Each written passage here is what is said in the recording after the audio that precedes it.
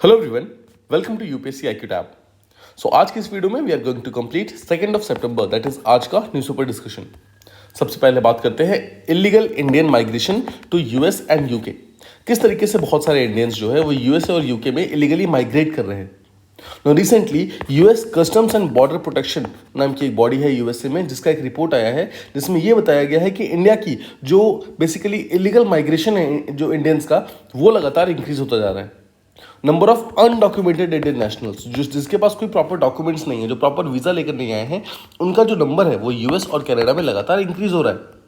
अभी तक मैक्सिको के सबसे ज़्यादा लोग बेसिकली बॉर्डर क्रॉस करके यूएस कनाडा में जाया करते थे, बट अब देखा जा रहा है कि इंडियंस का नंबर जो है वो इनसे भी ज़्यादा हो गया है कहीं ना कहीं। कौन सा रूट वो लोग यूज़ कर रहे हैं? 9,000 किलोमीटर लॉन्ग, जो कि वर्ल्ड का सबसे लॉन्गेस्ट दो कंट्री के बीच का इंटरनेशनल बॉर्डर है यूएस और कनाडा के बीच में, उस पर्टिकुलर रूट को इस्तेमाल करके लोग जाते हैं, जिसको अगर आपको याद होगा तो डंकी भी कहते हैं। और यही इसी पर्टिकुलर चीज़ के ऊपर मूवी भी आई थी, जिसको आई होप आप सबने देखा होगा।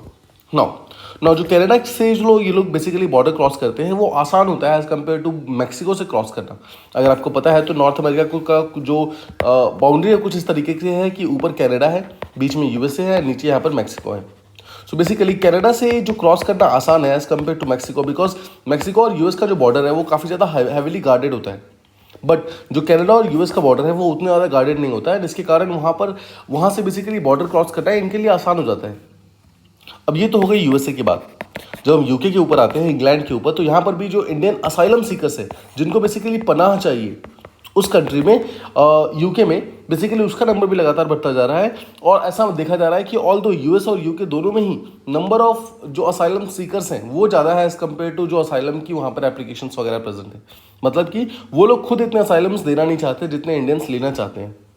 क्या क्या फैक्टर्स है जो इस पर्टिकुलर चीज़ को लगातार इंक्रीज कर रहा है? पहला है कनाडा का बहुत ही लीनियंट वीज़ा प्रोसेस। कनाडा में बहुत आसानी से वीज़ा मिल जाता है। अगर आपको याद होगा तो बहुत सारे इंडियंस, स्पेशली पंजाब के, गुजरात के, ये लोग कनाडा जाकर वहाँ पर जाकर सेटल हो जाते हैं। क्यों? सबसे बड़ा रीज़न है वहाँ पर लीनियंट वीज़ा है, बहुत ज़्यादा कुछ डिफिकल्टी नहीं है वहाँ पर वीज़ा लेने में। उसके कारण वहाँ पर कोई बहुत ज़्यादा स्क्रूटनाइजिंग नहीं है, बहुत ज़्यादा कुछ प्रॉब्लम नहीं है। अब जब नंबर ऑफ अनडॉक्यूमेंटेड इंडियंस लगातार बढ़ रहे हैं, तब जाकर वहाँ पर स्क्रूटनी बढ़ रही है। वहाँ पर कॉल फॉर हायर कंट्रोल्स, बहुत ज़्यादा स्ट्रॉन्ग जो कंट्रोलिंग है उसके लिए यहाँ पर लगातार डिमांड हो रही है कनाडा की तरफ से, यूएस की तरफ से। अगर हम यूके की बात करें तो बहुत सारे इंडियंस जो है वो यूएस और यूके जाकर वहाँ पर असाइलम लेना चाह रहे हैं, और उनका रीज़न ये है कि इंडिया के अंदर, यानी कि जो इंडिया के उनकी होम कंट्री है, वहाँ उनको सोशो इकोनॉमिक इशूज़ हो रही हैं, वहाँ उनको पॉलिटिकल इशूज़ हो रही हैं।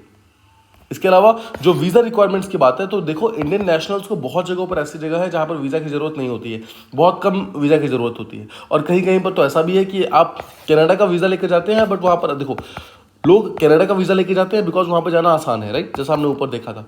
उसके बाद बॉर्डर क्रॉस कर लेते हैं और यूएस में एंटर कर जाते हैं, या फिर यूके में जाकर असाइलम लेने की कोशिश करते हैं। बेसिकली बहुत सारे लूप होल्स ट्राई करते हैं अंदर घुसने के। इसके कारण इंडिया कनाडा, इंडिया यूएस के डिप्लोमेटिक रिलेशन पर भी काफ़ी ज़्यादा इंपैक्ट आता है। अब जो undocumented Indians obviously USA UK में जाएंगे तो उस पर्टिकुलर कंट्री के साथ हमारे डिप्लोमेटिक रिलेशन तो ऑब्वियसली खराब होंगे, भले वो कनाडा हो, यूएसए हो या फिर यूके हो। नाउ यूएसए और यूके दोनों साथ साथ कनाडा से बातचीत कर रहे हैं कि आपको इन लोगों को रोकना होगा ताकि ये लोग हमारे कंट्री के अंदर डायरेक्टली इलीगली या फिर अनडॉक्यूमेंटेड तरीके से एंटर ना करें। बिकॉज ऑब्वियसली वो लोग कनाडा से ही, पहले वो लोग कनाडा जाते हैं ईजी वीज़ा लेकर, फिर वहाँ से यूएस और यूके में ट्रैवल कर जाते हैं। 2023 में हमने देखा कि यूएस ने ऑलमोस्ट 1 लाख से ज़्यादा इंडियंस को पकड़ा है बेसिकली इलीगली बॉर्डर क्रॉस करते हुए, जबकि ये नंबर 2017 में बिल्कुल जीरो था, और 2023 में यानी कि 6 साल के अंदर ये नंबर ऑलमोस्ट 1 लाख तक पहुंच गया है। रीजन्स क्या है? इंडिया में लैक ऑफ जॉब अपॉर्चुनिटी सबसे बड़ा प्रॉब्लम है। उन्हें लगता है कि वहाँ जाकर उनको ईजिली जॉब मिल जाएगी। सेकेंड, बहुत सारे माइग्रेंट्स जो हैं वो एग्रीकल्चरल एरियाज जैसे पंजाब, गुजरात, ऐसे एरियाज से आते हैं जहाँ पर ग्राउंड वाटर की इशूज़ लगातार इंक्रीज हो गए हैं। क्लाइमेट चेंज के इंपैक्ट्स बहुत ज़्यादा देखे जा रहे हैं, जिसके कारण एग्रीकल्चर प्रोडक्टिविटी लगातार डिक्रीज हो रही है। वंस अगेन वो लोग जॉब की अपॉर्चुनिटीज़ में वहाँ पर जाते हैं। बहुत सारे वेल ऑफ इंडियंस जो कि कंपैरेटिवली रिचर हैं, वो लोग भी माइग्रेट कर जाते हैं बिकॉज उनको लगता है कि वहाँ जाकर फ्यूचर उनका कंपैरेटिवली सेफ हो जाएगा। फ्यूचर प्रोस्पेक्ट्स को और बेटर करने के लिए वहाँ पे जाते हैं। अगर हम असाइलम के लिए जो अपील करते हैं, यानी कि जो पनाह के लिए अपील करते हैं, उसकी अगर हम एप्लीकेशंस की बात करें तो इंडियंस का ऑलरेडी बहुत कम चांसेस हैं असाइलम बेसिकली पाने के। राइट। एज कम्पेयर टू अगर आप देखो तो जो चाइनीज़ है उनके चांसेस है कि 18 से 24% उनको मिल सकता है असाइलम। पाकिस्तानी उसको 53% चांसेस है कि असाइलम मिल सकता है, बट इंडियंस के लिए 6 to 9% है ओनली। रीज़न क्या है? रीज़न ये है बिकॉज इंडिया ऑलरेडी एक कंपैरेटिवली डेवलप्ड इकॉनमी है जो कि अपने आप में ही बेटर कर रहा है। तो वो लोग ये सोचते हैं कि यहाँ से अगर लोग आएंगे बेसिकली इंडिया से, अगर यूएस में, यूके में, कनाडा में ऐसे जगह लोग जाएंगे तो ऑब्वियसली वहाँ पे उनकी जो रिसोर्सेज हैं उनको कहीं ना कहीं खतरा होगा, उनकी जॉब अपॉर्चुनिटीज़ को खतरा होगा, राइट। वहाँ के लोकल लोगों को जॉब नहीं मिलेगी, रादर इंडियंस वहाँ पर मेजॉरिटी ऑफ द जॉब ले जाएंगे, और ये प्रॉब्लम एक्चुअली फेस हो भी रही है। अगर आप यूएस में भी देखें तो वहाँ पर जो इंडियन असाइलम सीकर्स हैं उनकी जो कंपैरेटिवली सक्सेस रेट है वो 15% से भी कम है, राइट। यूएस और यूके दोनों ही बहुत ज़्यादा बैकलॉग्स फेस कर रहे हैं ऐसे असाइलम केसेस को सॉल्व करने के लिए, और इसी लॉन्ग प्रोसेसिंग टाइम्स को, मतलब असाइलम के लिए मान लो किसी पर्टिकुलर पर्सन ने अपील की है और उसको बहुत लंबा टाइम लग रहा है उसका असाइलम का फाइनल जो प्रोसेस है उसको कंप्लीट करने में, इसी चीज़ को देख करके लोग यहाँ पर एक्सटेंडेड पीरियड तक रहते हैं। जब तक उनका प्रोसेसिंग हो रहा होता है तब तक वो वहीं पर रहते हैं, फिर कुछ ना कुछ अपील हो जाती है, राइट। इस तरीके से काफ़ी लंबे टाइम तक वो लोग यूएस और यूके में रह पाते हैं। सो उम्मीद करता हूँ आपको पहला जो फर्स्ट टॉपिक था वो प्रॉपर्ली समझ आ गया है। Now let's talk about black coat syndrome.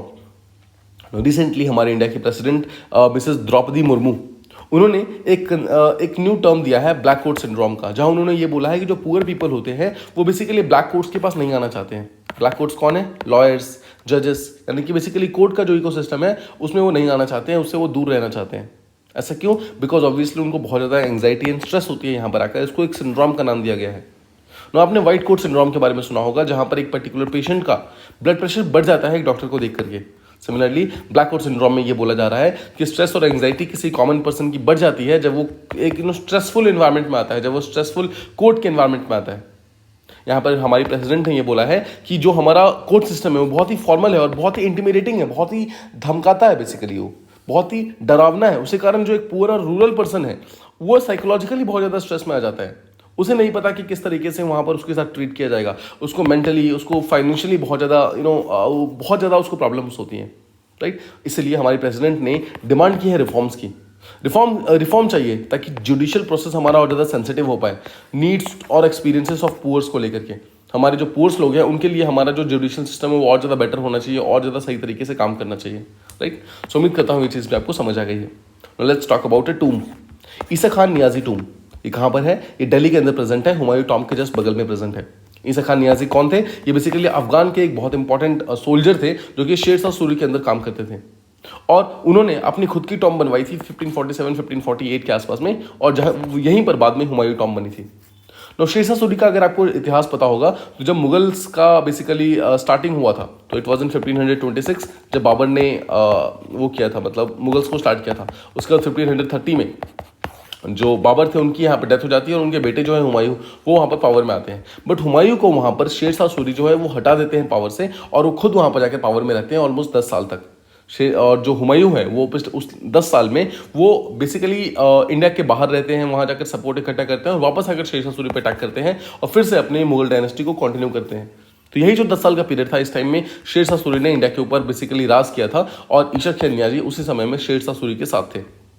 अगर हम ईशा खान नियाजी का जो टूम है उसकी बात करें तो एक बहुत ही यूनिक आर्किटेक्चरल स्टाइल का टूम है, जिसको आप बेसिकली प्री मुगल आर्किटेक्चर का एक बहुत अच्छा एग्जाम्पल कह सकते हैं ना। ये दिल्ली सल्तनत और मुगल पीरियड का दोनों का एक काइंड ऑफ ए कॉम्बिनेशन है, ठीक है, जहाँ पर ये लोग दिल्ली क्वार्टजाइट एक टाइप का पत्थर होता है उसको इस्तेमाल करते हैं पूरे के पूरे फ्रेमवर्क को बनाने के लिए। इसके अलावा बहुत सारे यूनिक फ्लोरल मोटिव्स, यानी कि फ्लावर के बहुत सारे इमेजेस, बहुत सारी फ्लावर कार्विंग से सब चीज़ें बनाई गई हैं उस पिलर्स पे एंड बाकी सब चीज़ों पे, जो कि मुगल आर्किटेक्चर में आगे जाकर आपको एब्सेंट मिलेगा, वो सब चीज़ें वहाँ पर नहीं मिलती हैं, राइट। धीरे धीरे अगर आप देखोगे तो मालूम चलेगा जो दिल्ली सल्तनत का जो लोधी का एरा था, मतलब लास्ट जो दिल्ली सल्तनत के वो थे वो लोधीज थे वो, और जो अर्ली मुगल्स थे, दोनों के इन्फ्लुएंसेस आपको मिलते हैं इस पर्टिकुलर टूम के अंदर। इस पर्टिकुलर टूम को कंस्ट्रक्ट करने के लिए इसके बिल्कुल बेस पे, यानी कि सबसे नीचे वाले पार्ट पे प्लास्टर्स लगाए गए हैं, और उसके बाद उसके ऊपर लाइव मोटर्स, क्रश ब्रिक्स यानी कि टूटे हुए पत्थर्स, ये सब चीज़ें लगाई गई हैं। ये शो करता है कि किस तरीके से जो बिल्डिंग स्टाइल है ये ट्रांजिशन था फ्रॉम लोधीज टू मुगल्स, एक ट्रांजिशन पीरियड का था, और ये एकमात्र ऐसे बिल्डिंग है जो कि इस पर्टिकुलर आर्किटेक्चरल स्टाइल को शो करता है, इसके अलावा इस पर्टिकुलर टूम के आसपास में एक गार्डन भी है जो कि बिल्कुल वैसा दिखता है जैसा एक सनकन गार्डन जो मुगल्स के अंदर इस्तेमाल होता है, जिसको बाद में हम चार बाग कहते थे, उसी तरीके का दिखता है ये पर्टिकुलर गार्डन। तो हम कह सकते हैं कि ये पर्टिकुलर गार्डन जो है वो एक्चुअली चार बाग का एक स्टार्टिंग वाला पीरियड था। मतलब कि चार बाग जो डेवलप होना स्टार्ट हुआ वो इसी पर्टिकुलर चीज़ के बाद डेवलप होना स्टार्ट हुआ।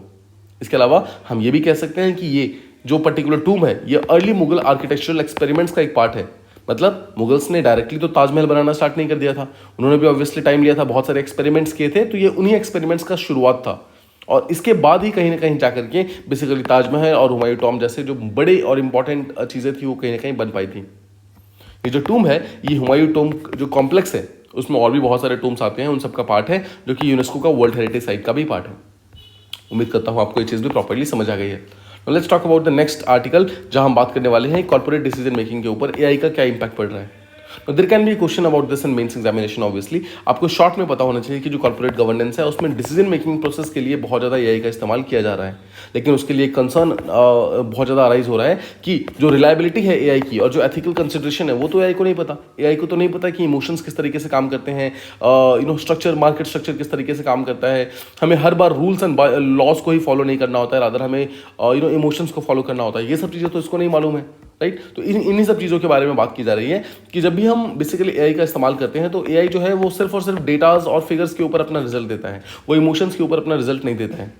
यहाँ पर बात होती है सिनेरियो प्लानिंग की, जहाँ पर एक पर्टिकुलर जो कोई भी कंपनी है उसको हमेशा एक सिनेरियो प्लानिंग करनी चाहिए। मतलब कि अपने फ्यूचर रिस्क को एंटिसिपेट करके, मतलब उसका एक अंदाज़ा लगाकर अपनी अनसर्टन जो भी अनसर्टनिटीज़ आगे आ सकती हैं, चैलेंजेस आगे आ सकते हैं, उन सबका एक अंदाज़ा लगाना चाहिए और उसके बाद फ्लेक्सिबल स्ट्रेटजी डेवलप करनी चाहिए। अगर कोई भी पर्टिकुलर सिनेरियो चेंज होती है तो हम किस तरीके से अपने प्लान में बदलाव करेंगे, और इस तरीके से ये सब चीज़ें उनको देखनी चाहिए। इसके अलावा एक कंसेप्ट आता है प्री डिसाइडेड ट्रेंड्स के बारे में।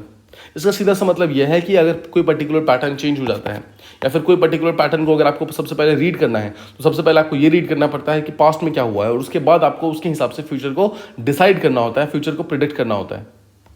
अब यहाँ पर एक कंसेप्ट है इनोवेशन वर्सेस डिसरप्शन का। देखो, इनोवेशन जो है इसको एक डबल एज स्वॉर्ड माना जाता है एआई के थ्रू, बिकॉज ये डिस्ट्रॉय भी कर सकता है और क्रिएट भी कर सकता है न्यू अपॉर्चुनिटीज़ को।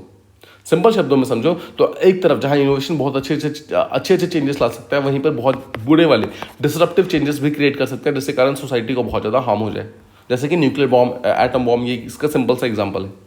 इसके अलावा अगर हम बात करें कॉर्पोरेट रेजिलियंस की और अडेप्टेबिलिटी की, तो देखो कंपनीज को रेजिलियंट तो होनी पड़ेंगे, अडेप्टेबल होना पड़ेगा। जैसे जैसे कोई भी डिमांड चेंज हो रही है उसके हिसाब से उनको चेंज होना होगा, जैसे जैसे सिनेरियोस फैक्टर्स चेंज हो रहे हैं वैसे वैसे उनको खुद को चेंज करना होगा।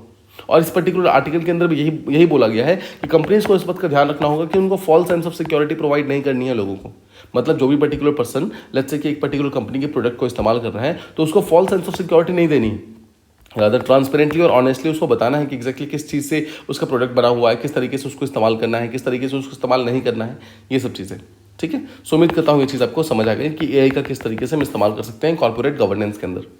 लेट्स टॉक अबाउट कि जो कुछ रिसेंट पीएमएलए के केसेस आए हैं, prevention of money laundering act cases आए हैं, उसमें सुप्रीम कोर्ट ने क्या क्या बोला है। देखो, सुप्रीम कोर्ट ने सबसे पहले तो ये बोला है कि जो भी अक्यूज है, जिसके ऊपर वो पर्टिकुलर आरोप लगा है, जो आरोपी है, उसके भी खुद के भी कुछ राइट्स हैं और उस राइट्स को प्रमोट करना बहुत इंपॉर्टेंट है, नहीं तो हम तो किसी को भी उठा करके जेल में डाल देंगे, राइट। तो इस चीज़ के ऊपर कोर्ट ने बोला है कि कुछ स्ट्रिक्ट प्रोविजंस होने चाहिए अरेस्ट को लेकर के, बेल को लेकर के और इन्वेस्टिगेशन को लेकर के, जब भी बात आती है मनी लॉन्ड्रिंग के केसेस की, राइट। अब देखो, अगर हम ग्राउंड्स ऑफ अरेस्ट की बात करें तो पीएमएलए के अंदर टोटल सबसे पहले तो सेक्शन 19 के अंदर बोला गया है कि जो ईडी है, एनफोर्समेंट डायरेक्टरेट है, उसके पास पावर है कि वो किसी भी इंडिविजुअल को अरेस्ट कर सकता है अगर ईडी बिलीव करता है कि वो मनी लॉन्ड्रिंग में इन्वॉल्व है। तो पहली चीज़ तो ठीक है, मतलब डायरेक्टली ईडी के पास पावर है किसी को भी अरेस्ट करने का। देन आता है विजय मंडल केस। इसके अंदर ये बोला जाता है कि जो भी अक्यूज्ड है, जो भी आरोपी है, उसको इन्फॉर्म किया जाएगा कि किस पर्टिकुलर ग्राउंड पे उसको अरेस्ट किया जा रहा है और जितनी जल्दी हो सके उतनी जल्दी उसको बेसिकली अरेस्ट करना है। सेम चीज़ यहाँ पर आईपीसी में एफआईआर में होता है कि जब भी किसी पर्टिकुलर पर्सन के अगेंस्ट एफआईआर फाइल होती है तो उसको बताना होता है कि एग्जैक्टली किस पर्टिकुलर चीज़ के अगेंस्ट आपके अगेंस्ट आपके अगेंस्ट एफआईआर को फाइल किया गया है। सेम चीज़ यहाँ पर है, बोला है कि अगर आप किसी को पीएमएलए में अरेस्ट कर रहे हैं तो आपको एग्जैक्टली बताना होगा कि एग्जैक्टली क्यों आपने उसको अरेस्ट किया है। देन आया पंकज बंसल केस। इसमें कोर्ट ने ये पाया कि इनफॉर्मल कम्युनिकेशन नहीं करना है आपको, मतलब पुलिस जब किसी को अरेस्ट करेगी तो उसको इनफॉर्मली नहीं बताना है।